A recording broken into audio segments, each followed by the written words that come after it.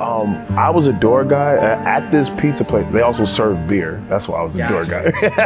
I was not just protecting the pizza, but also the beer. And he walked in, and I saw the logo, little Chicago Muay Thai kickboxing logo. Like on a shirt or something? Yeah, it was literally just on his shirt. I looked at it, I was like, these guys like look legit. They look like they're happy, you know? They don't look like mean martial artists. They just came to like drink and eat pizza. And I told him like, I'm gonna come to your gym. And he was like, no, you're not. Cause he's used to hearing that. He's used to hearing people being like, man, your gym is so cool. I wanna come and train and spar and be an elite athlete. And then people just don't come through. But I was like, no, I'm gonna come.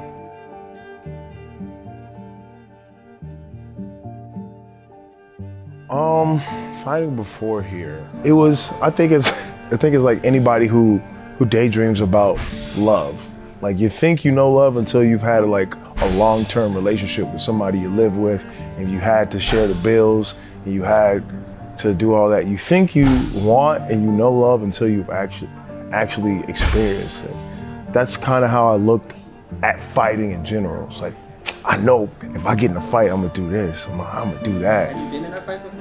I mean, I've been in scuffles. We'll call them scuffles. Okay. Yeah, but I didn't know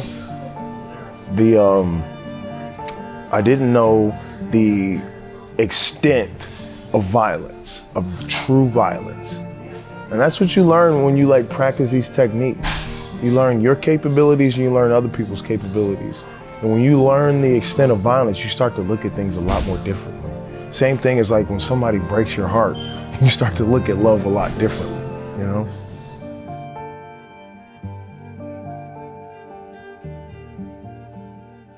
I think it was when I first got punched in the face, like really hard. After that, once you've gotten punched in the face, you start to learn like, oh, there's technique to violence. Violence is also a language in its own self. Muay Thai is very violent, but the most violent people usually don't win. It's the people who are most skilled at violence.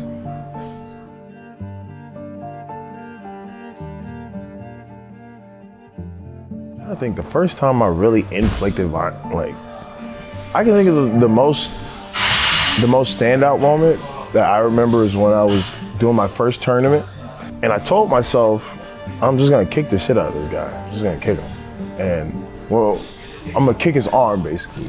Just throw that sucker, keep throwing it. Just keep throwing it, Jeff. And I did that for the first round, and I sat down, and they were looking at him, and then they came over to me, and they waved the fight off, and then they raised my hand. And then they told me like, oh, you broke that guy's arm, or like you fractured that guy's arm. And I was like, whoa. Like, I think that was also one of those points where like, wow, true violence. I mean, if you're skilled with violence, it's true, you know, it's real. And so you hold a lot more power than you think if you have the skill to do that. And you have to be strategic with it in order to not, you know, to use it, but also not abuse it. I guess if someone had done that to you, how would you feel? I wouldn't even be angry. I'd be like, hey, I let him kick my arm. That was my fault. I should have moved out the way. I could have not been there, literally.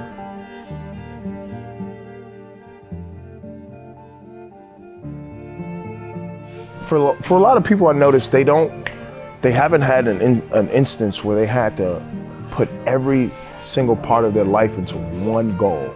Like every morsel, every cell into one goal. I've done that with a couple of things. That's why stepping in the ring wasn't too hard for me. Used to do a lot of acting. I used to play video games competitively. But fighting, even though I've had that practice, it's still one step higher because there's so much more risk. There's so much more risk. Death is something that can happen in the ring. You have to always remember that.